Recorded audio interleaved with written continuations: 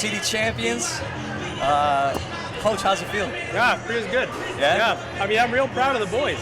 I bet. Real proud of the Long boys. season. Yeah, they worked hard. Yeah. And, it's tough to beat a team 5 times in a season. I was talking to your son, and he said the same thing. He's like, look, my dad told me it's hard to beat the same team 5 times, and you won by 1, right? So we were ready. We were ready for them to come at us. We knew it was going to be like that. Yeah. We've been talking about it for 2 weeks. I don't want to say we looked past Superior Heights, but maybe we did a little bit because I was preparing for White Pines. Yeah, absolutely. I mean, with a 9-0 record, you don't want to look too far ahead. You got your guys prepared for Superior Heights, but this is really the game that you wanted. But they came out early, and they gave you their punch, and they kept punching, right? Their pressure really affected you early. We talked about it on the broadcast, Ashton and I, and they got Nathan, your point guard, they got him out of his comfort zone. And he touched on it. He said, Coach, they got me rattled.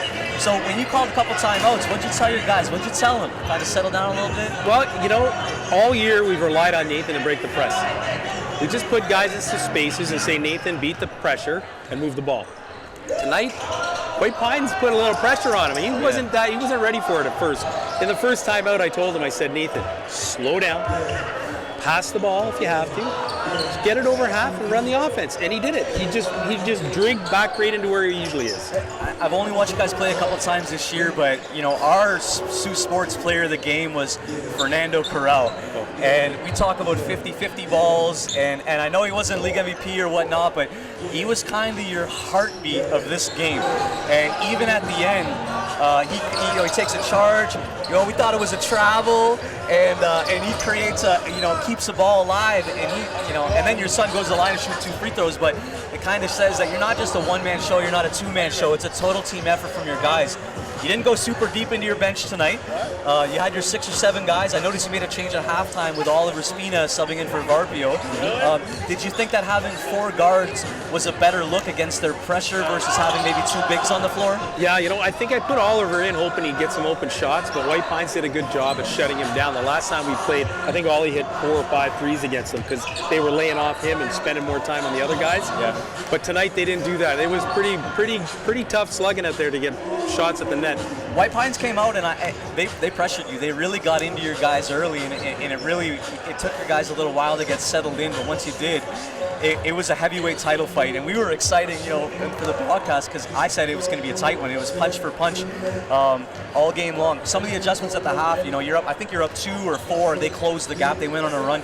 What'd you tell your team at halftime? What'd you have to do for the next 16 minutes to get yourself to a city championship? I told them to be a little bit more patient on offense and more movement. We weren't moving the ball around, right? We rely on some of our skills sometimes. It's junior basketball, right? Yep. The kids want to play one-on-one basketball and not rely on the structure.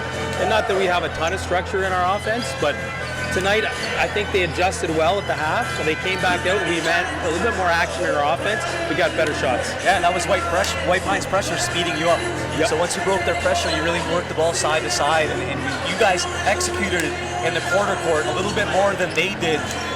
One thing that we noted in the final 3 or 4 minutes, they got into a simple pass the ball from lane line to lane line, and they got into a cross screen and a curl action, and they had Loudon getting to the rim. And Garrett Pine played a phenomenal game, and he got to the rim, and you guys didn't really have an answer for it. You guys were up 6-7, and then they made a huge run and closed the gap.